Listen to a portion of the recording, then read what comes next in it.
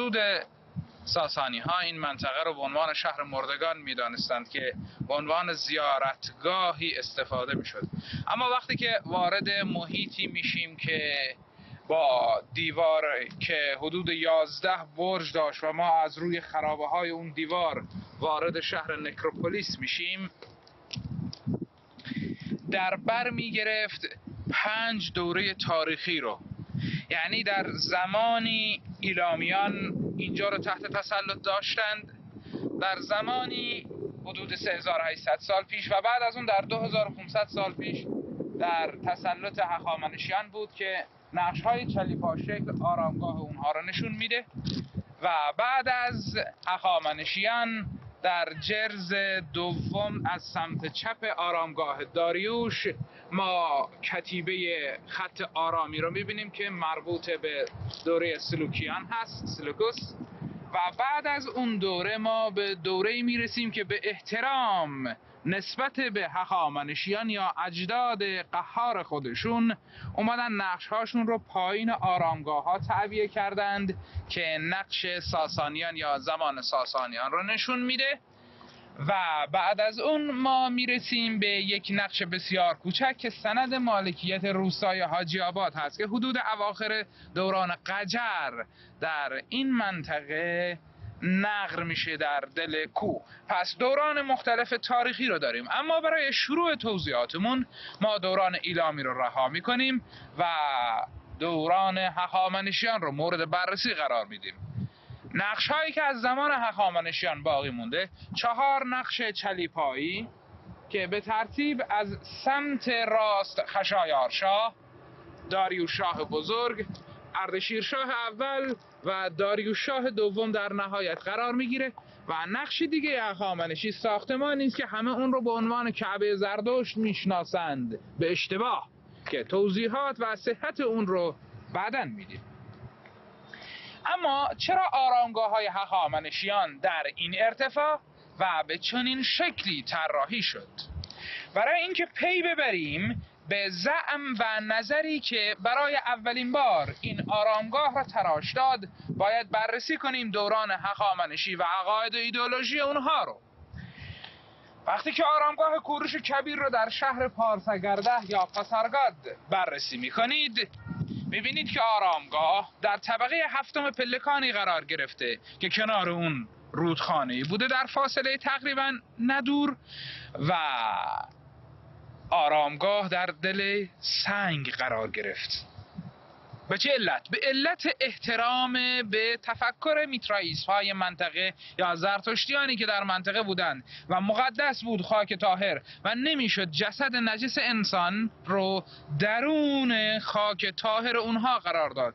برای احترام مردمان منطقه و ایدئولوژی تفکری اونها اومدن شاهان هخامنشی جسد رو درون سنگ قرار دادن تا نش پیدا نکنه و خاک نجس نشه.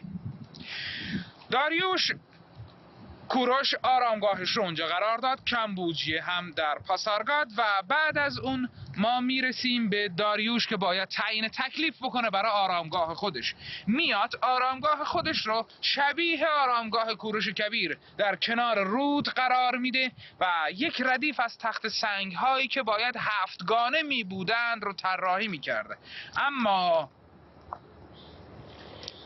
پس از رشد کردن شهر پارسه و به گفته بعضی از نظریات در این دشت روبرو مزتش، شهری که کنار پارسه قرار داشت، دیگه آرامگاه داریوش رو در کنار رودخانه که در کف دشت بود تحت تاثیر قرار میداد و اون عظمت و شکوه آرامگاه دیده نمیشد. و داریوش هم همون جور که میبینیم در تاریخ میخواد خودنمایی بکنه، میاد اون طرز دفن کردن جسد رو رها میکنه که ما اون رو امروزه به عنوان تخت گوهر میشناسیم و آرامگاه رو به درون کوه میبره که نمونه از این آرامگاه ها رو که در درون دخمه های درون کوه قرار میگیرن ما در زمان مادها میبینیم. اما داریوش میاد اون رو مدرن تر میکنه. اول آرامگاه رو در سطحی قرار میده که دقیقاً ته ستونهای اون، یعنی خط افقی که نمای یک کاخ است، ته ستونهای اون دقیقاً در راستای ته ستونهای کاخ شخصی خودش در تخت جمشید قرار میگیره و با اندازه‌گیری که پروفسور اشمیت انجام میده فقط با 2 میل اختلاف سطح پایه های کاخ آرامگاه با کاخ تچر در یک راستا هستند و این هم یکی از عجایب معماری دوران هخامنشی هست. خط افقی رو شبیه یک کاخ قرار میده. چی رو میخواست اعلام کنه داریوش شاه برای اولین بار؟ ای جانشینان پس از من، ای مردمان پس از من، همان گونه که در کاخ تچر کاخ شخصی خودم ناظر بر اعمال شما بودم، در آرامگاه ابدی خود و در قبر خیش ناظر بر اعمال شما مردمان هستم. پس پیامی که خط افقی یک آرامگاه برای ما بازماندگان و نوادگان داره این نکته هست. اما بعد از اون ما به خط عمودی آرامگاه میرسیم که بیان کننده یک مراسم هست که باید انجام میشد، مراسمی که ما اون رو به عنوان تخت بران میشناسیم. 28 ایالت یا 20 نمایندگان 28 ایالت تحت تابعیت دولت بزرگ هخامنشی به حالت آزادانه، نه به صورت حمالانه، تخت شاه رو بالای سر بردند و 2 نفر در پایین اون تخت در حال یکی کشیدن و یکی هل دادن تخت شاهی هست و مراسم رو در حال انجام دادن هستند. این خط افقی که به زعم ما بیان کننده یک نظم نوین جهانی هست در 2500 سال پیش، بیان کننده این نظریه سیاسی بود در 2500 سال، اعلام می‌کرد اگر من بر تخت شاهی حکمران بر 30 کشور هستم، قدرت من برگرفته شده از نمایندگان یا کشورهای 30 گانه تحت تابعیت من هست و ملت‌ها هم اعلام می‌کنند با نحوه بلند کردن تخت شاه که ما این حکومت را به طور آزادانه پذیرفتیم، نه به صورت حمالانه و تحت فشار. اما چطور ما اعلام میکنیم که اینها نمایندگان 28 کشور یا 30 کشور هستند؟ چون بالای سر هر کدوم از این نفرات فقط در آرامگاه داریوش اعلام شده که این نفر از کدام ایالت یا از کدام کشور هست، که اعلام میکنه این پارسی است، این مادی است، این هراویایی است، این کاپادوکیایی است، این ارمنی است، یا این اندوشی است، یا کوشانی یا مودریایی. و این نمایندگان رو با لباسهای خاص خودشون ما با نامهایی که بالای سرشون نوشته شده در آرامگاه داریوش میتونیم تفکیک کنیم و اون چیزی که در تخت جمشید هر ایالت رو ما جدا میکردیم به گفته ها و نوشته های بالای سر نفرات هست که در اینجا اعلام شده. اما آرامگاه داریوش خصیصه های دیگه هم داره که جلوتر بیریم تا ببینیم. باز مقابل آرامگاه داریوش قرار گرفتیم، اولین آرامگاهی که به صورت چلیپا تعبیه شد. گفتیم که بیان کننده نظم نوین جهانی هست.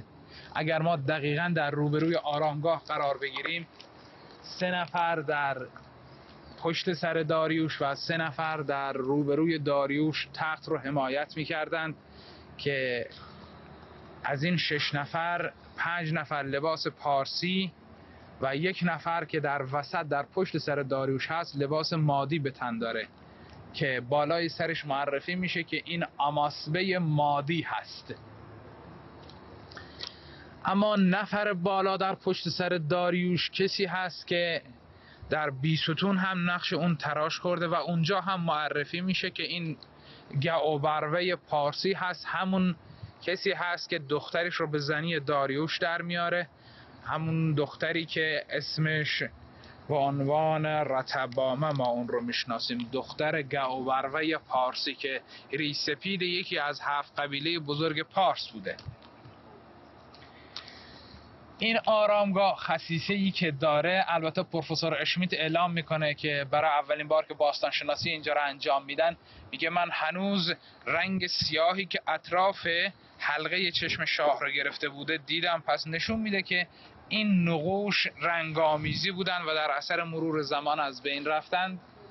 پشت سر داریوش شما 2 تا کتیبه را میبینید که یکی از اون کتیبه ها خصوصیت شخصی داریوش رو اعلام میکنه و یکی از کتیبه ها بیان کننده کشورهای تحت تابعیت این دولت بزرگ بوده که در کتیبه که نشان دهنده کشورهای تحت تابعیت هست، عین کتیبه های تخت جمشید اول نام خدا رو میبره، بعد نام مردم رو میبره، بعد از اون شاه رو اعلام میکنه، متن اصلی و در پایان یا پنجم هم جمله دعایی در پاییدن آنچه که اینان کردند توسط بگ بزرگ ارمزدا که این کتیبه های دیگه بگهی و از کرمزدهیون با مدهی آسمان مدهی مرتیم ادهی شتم ادم مرتماهی ادم داریا و هوش خشیا حخامن خشیا وزرک پسره ویشتاسپه. خدای بزرگ است اهورا مزدا که این زمین را آفرید و آسمان را، که مردم را آفرید شادی را برای مردمان، که داریوش را شاه کرد یگان شاه از بسیاری یگان فرمان روا از بسیاری. داریوش شاه گوید اگر خواهی ببینی که نیزه مرد پارسی تا کجا رفته، نگاه کن تا ببینی اورنگبران شاهی کیانند. پس وقتی که اورنگبران شاهی رو میخواد بیان کنه، بالای سر هر کدوم از اونها کشورشون رو بیان میکنه تا ما در تصورمون بعد از 2500 سال بتونیم تشخیص بدیم که کشور یا سرزمین بزرگ ایران تا کدام فراخنای بوده. که طبق گفته ای که در ادامه کتیبه معرفی کشورها اعلام میکنه، هرویا، پارسیان، مدریان یا به امروزه بخوایم بگیم عربستان، مصریان، حبشیان، تاجیکستانی ها، افغانستان یا هرویا و کندریان امروز، هندوستان و دره رود سند و در اروپا هم کنار رود دانوب جاهایی هستند که تحت تسلط داریوش شاه هخامنشی بودند و سند بر اینها نوشته ها و آثاری هست که توسط دولت هخامنشی در اونجاها به یادگار گذاشته شده. مثلا کنار کانال سوئز خط هیروگلیف و خط بابلی میخی که اعلام میکنه ترعه‌ای را که دریای بالا و دریای پایین یا دریای پارس را به هم متصل میکنند به فرمان من کنده شد، که گفته همین شاهی هست که در بالای آرامگاه به نیایش اهورامزدا در مقابل آتش ایستاده. اما کتیبه دوم در پشت کمر داریوش اعلام میکنه خصوصیت‌های شخصی این شاه بزرگ هخامنشی رو.